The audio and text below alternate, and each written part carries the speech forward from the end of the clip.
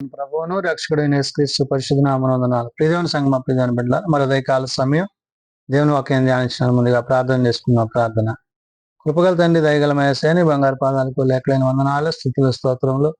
గతించిన రాత్రంతా నీ రేఖల చాటును కాచి కాపాడి సంరక్షించిందేవా మరి ఉదయకాల సమయం సజీవ లేఖను చేరి ప్రార్థించుండగా వాక్యమైన దేవుడు వాక్యం ద్వారా నాతో మాతో మాట్లాడి మీరే మహిమ గంతా ప్రభావాలు పొందమని యేసునామమున అడుగుతున్నాం తండ్రి.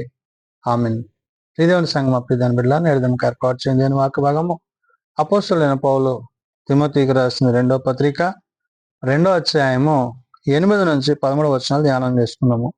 అపోస్తలుడైన పౌలు తిమోతికి రాసిన 2వ పత్రిక 2వ అధ్యాయము 8 నుంచి 13 వచనములు ఈ విధంగా రాయబడినవి.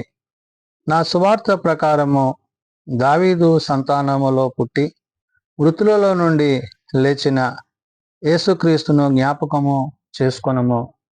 ప్రియదేవుని సంగమా ప్రియదేవుని బిడ్డలారా, పౌలు తిమోతికి పత్రిక రాస్తూ దేవుని వాక్యమును బంధింపబడి ఉండలేదు అనే మాట చెప్తున్నాడు.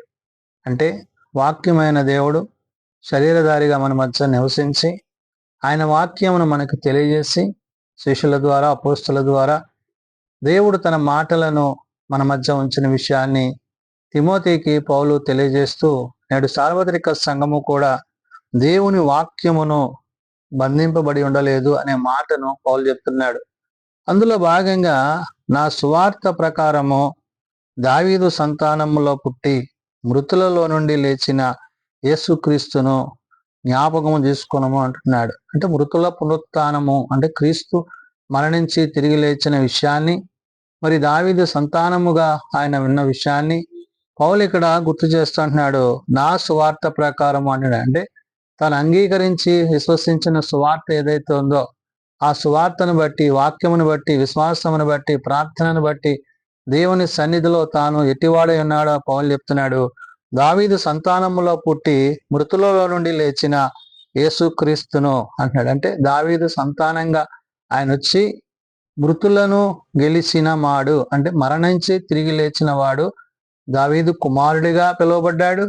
మరి తండ్రి యొక్క చిత్తాన్ని ఇక్కడ నెరవేర్చాడు.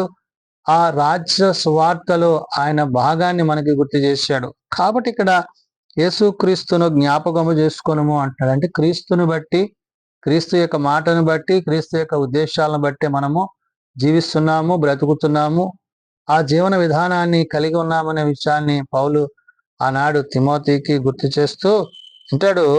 నేను నేరస్తుడినై ఉన్నట్లు ఆ సువార్త విషయమై సంఖ్యలతో బంధింపబడి శ్రమ పడుచున్నాను, అయినను దేవుని వాక్యము బంధింపబడి ఉండలేదు అంటున్నాడు. అంటే నేను అంటున్నాడు అంటే తాను వాక్యము చేత వాక్యానుసారంగా జీవిస్తూ ఆ వాక్యంలో కొనసాగుతూ ఆ వాక్యమును బట్టి తాను బ్రతుకుతున్న విధానాన్ని పౌలు ఇక్కడ చేశాడు. అంటే ఆది అందు వాక్యముడను, వాక్యము దేవుని యొద్దను, వాక్యము దేవుడై ఉండను, ఆ వాక్యమే శరీరధారిగా మన మధ్య క్రీస్తు యేసుని నరుని ద్వారా వచ్చింది. కాబట్టి ఆ క్రీస్తుని బట్టి ఆ వాక్యమును బట్టి ఆది అందు ఏదైతే ఉందో దానిని నేను ప్రకటిస్తున్నాను అని చెప్తున్నాడు. అందుకంటాడు నేను నేరస్తుడినై ఉన్నట్లు ఆ సువార్త విషయమై అంటున్నాడు. అంటే సువార్త విషయంలో తన పరిస్థితి ఎలా ఉందంట, నేరస్తుడిగా.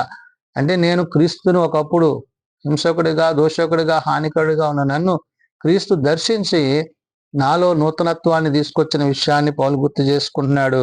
ఆ సువార్త విషయమై సంఖ్యలతో బంధింపబడి శ్రమ పడుతున్నాను అంటున్నాడు. ఆ సువార్త ఏది ఆది అందు దేవుడు ఏదైతే తెలియజేశాడో ఆ మాటలను బట్టి లేఖనాన్ని బట్టి తాను నేడు జీవిస్తూ విశ్వాసంలో కొనసాగుతున్న విషయాన్ని ఇక్కడ పౌలు గుర్తు చేయొచ్చు అంటున్నాడు.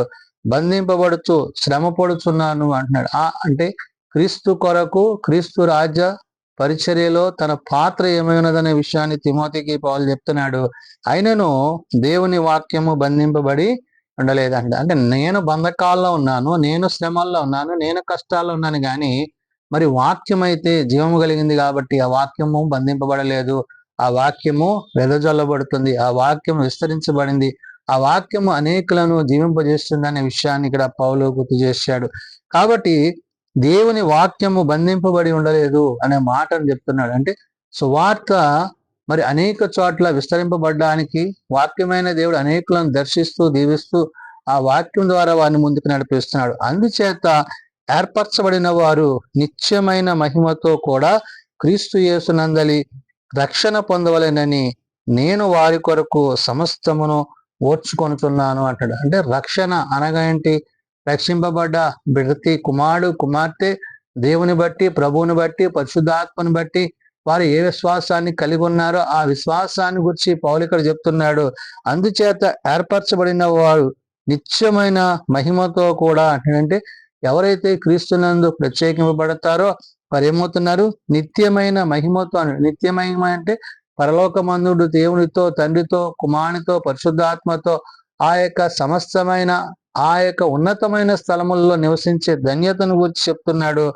క్రీస్తు యేసునందలి రక్షణ పొందవలనని అంటాడు. అంటే ఎవరైతే క్రీస్తులో రక్షణ పొందుతారో వారికి ఆ నిత్య రక్షణ, నిత్యత్వము, నిత్యమైనది, మహిమతో కూడినది అనుగ్రహింపబడుతుంది. కాబట్టి ఆ రక్షణ పొందవలనని నేను వారి కొరకు సమస్తమును ఓర్చుకొనుచున్నాను అంటున్నాను. అంటే నేను ఎలాగైతే రక్షింపబడి దేవుని యొక్క రక్షణ సంకల్పంలో కొనసాగుతున్నానో అదే విధంగా అందరూ కూడా క్రీస్తుని తెలుసుకుని క్రీస్తులో ఆ రక్షణలో కొనసాగాలి. అది దేవుని యొక్క చిత్తమైనది, దేవుని యొక్క ఉద్దేశమైనది అనే విషయాన్ని పౌలు అక్కడ చెప్తున్నాడు. నేను వారి కొరకు సమస్తమును ఓర్చుకొనుచున్నాను అంటాడు. ఎవరైతే ఇంకా ప్రభుని ఎరగక తమ హృదయాల్లో కఠినంగా మాట్లాడుతూ కఠినంగా ప్రవర్తిస్తున్నారో అటు వారు క్రీస్తుని కలిగి తెలుసుకుని జీవించేలాగా వారి నిమిత్తము తన పరిచర్య కొనసాగింపబడుతుందని పౌలు ఇక్కడ చెప్తున్నాడు. ఈ మాట నమ్మదగినది ఏదనగా మనం ఆయనతో కూడా చనిపోయిన వారమైతే ఆయనతో కూడా బ్రతుకుదుము అంటాడు. ఏ మాట? క్రీస్తు కొరకు మనం చనిపోతే మరలా క్రీస్తు కొరకు మనము బ్రతుకుతాం. ఎందుకని? ఆయన మన కొరకు మన పాపముల నిమిత్తం ఈ లోకమునకు వచ్చి ఆయన శ్రమలు అనుభవించి ఆ శ్రమల ద్వారా మనలను రక్షణలోనికి నడిపించి మన కొరకు ప్రాణం పెట్టి మన కొరకు రక్తం గార్చిన క్రీస్తుని బట్టి ఆ రక్తము చేత విమోచింపబడ్డ వారముగా క్రీస్తు యొక్క మహిమలో కొనసాగు వారమై ఉన్నాము. కాబట్టి పౌలు అంటున్నాడు ఈ మాట నమ్మదగినది ఏదనగా మనం ఆయనతో కూడా చనిపోయిన వారమైతే ఆయనతో కూడా బ్రతుకుదుము అన్నాడు. అంటే క్రీస్తు కొరకు మరి అర్పించుకునే జీవితాలు, ప్రభువు కొరకు సమస్తాన్ని విడిచిపెట్టి మరి ప్రభువుని వెంబడించిన పౌలు మరి తిమోతికి నేడు చెప్తున్నాడు ఈ విధంగా మనము ప్రభువులో జీవించాలి, ఈ విధంగా విశ్వాసంలో కొనసాగాలి, ఈ విధంగా క్రీస్తునందు కలిగి ఉండాలి అనే మాటను చెప్తూ అంటాడు. సహించిన వారమైతే ఆయనతో కూడా ఏలుదుము, ఆయనను ఎరుగమంటే మనలను ఆయన ఎరుగనను అంటాడు. అంటే సహించుట అంటే క్రీస్తు కొరకు శ్రమలను సహించాలి, క్రీస్తు కొరకు భరించాలి, క్రీస్తు కొరకు ఏదైనా చేయాలి. ఇవన్నీ చేసినప్పుడు నిన్ను బట్టి ప్రభు సంతోషిస్తాడు. అంటే నీవు మరణించినా గాని ప్రభుతో లేపబడతావు. అందును బట్టి ఇక్కడ పౌలు తిమోతితో నేడు సార్వత్రిక సంఘంతో చెప్తున్న మాట సహించిన వారమైతే ఆయనతో కూడా ఏలుదుము అంటాడు. అంటే ప్రభుతో, ప్రభువు యొక్క రాజ్యములో మనము జీవించే ధన్యతను మనం కలిగి ఉంటాము. ఆయనను ఎరుగమంటే గనక మనలను ఆయన ఎరుగునను. ఒకవేళ ప్రభు మాకు తెలియదు, ప్రభువు మాకు అవసరం లేదు, ప్రభువుతో మాకు పని లేదని కొంతమంది అంటున్న మాటలు ఏదైతే ఉన్నాయో అటు వారి కూడా మరి విడిపింపబడరు, వారి రక్షణలోనికి రారు. అంటే నిత్యత్వాన్ని కోల్పోయే పరిస్థితులు ఉన్నవి. కాబట్టి ఎవరైతే ఆయన విశ్వాసం ఉంచుతారో, ఎవరైతే ఆయన నమ్మకం ఉంచుతారో వారు మాత్రమే రక్షింపబడతారు. కాబట్టి ఇక్కడ పౌలు ఆనాడు తిమోతితో చెప్తున్న మాట అది, ఆయనను ఎరుగమంటే మనలను ఆయన ఎరుగునను అంటాడు. కాబట్టి క్రీస్తుని నువ్వు అంగీకరించకపోతే, క్రీస్తుని నువ్వు ఒప్పుకోకపోతే నిన్ను గురించి ప్రభు కూడా ఒప్పుకోని అనే విషయాన్ని గుర్తు చేస్తున్నాడు. మనము నమ్మదగిన వారమైనను ఆయన నమ్మదగిన వాడిగా ఉండును, ఆయన తన స్వభావమునకు విరోధముగా ఏదియూ చేయలేదు అన్నాడు. కాబట్టి తండ్రి చిత్తాన్ని జరిగించిన ప్రభువు, తండ్రి ఉద్దేశాన్ని నెరవేర్చిన ప్రభువు నేడు నీ కొరకు నా కొరకు శరీరధారిగా వాక్యమైన దేవుడు మన మధ్య నివసించి మనలను ఆ వాక్యము చేత స్థిరపరిచి బలపరుచున్నాడు. కాబట్టి పౌలు తిమోతితో అంటున్నాడు దేవుని వాక్యము బంధింపబడి ఉండలేదు. కాబట్టి ఏ వాక్యం అయితే మన మధ్య నేడు నివసిస్తుందో, మాట్లాడుతుందో, ఏ వాక్యం అయితే అనేకులను రక్షణలోనికి నడిపిస్తుందో, ఏ వాక్యం అయితే పాపం నుండి విడుదల తెచ్చేస్తుందో ఆ వాక్యానుసారంగా మనం జీవించవారమై ఉండాలని పౌలు తన పత్రిక ద్వారా ఆనాడు తిమోతికి నేడు సార్వత్రిక సంఘానికి తెలియజేసిన మాటలు. ప్రార్థన చేసుకుందాం. ప్రేమ నమ్మకం కలిగిన మా తండ్రి, కృప కలిగిన దేవ, అవును నాయన, శరీరధారిగా మా మధ్య నివసించి రక్షణ కార్యాన్ని జరిగించి మా పాపముల నిమిత్తము, మా దోషముల నిమిత్తము మీరు శ్రమను అనుభవించి అయ్యా మరణించి తిరిగి లేచి ఉన్నారు. కాబట్టి నాయన నిన్ను కలిగి ఉండుటయు, నిన్ను అంగీకరించుటయో, నిన్ను ఒప్పుకున్నటయో నాయన నిత్యత్వాన్ని పొందుటయే. అవును నాయన, నీ కొరకు ప్రత్యేకింపబడ్డ వారముగా, నీ కొరకు ప్రత్యేకమైన ఉద్దేశాలు కలిగిన వారంగా మేమందరం ఉండుటకు నీ సహాయం దయచేయండి. ఎవరైతే బలహీనలు ఉన్నారో వారిని బలపరచు, ఎవరైతే రోగులు ఉన్నారో వారిని స్వస్థపరచు, ప్రార్థన అవసరాలు కలిగిన కుటుంబాన్ని ప్రత్యేకపరచండి. ఉదయకాల సమయం నీ సన్నిధిలో ప్రార్థిస్తున్న ప్రతి కుటుంబాన్ని, ప్రతి బిడ్డని మీరు దర్శించి దీవించి మీ కృపచేత నింపండి. జన్మదినాలు, వివాహ దినాలు, కొడుకుల కుటుంబాలను ప్రత్యేకపరచండి.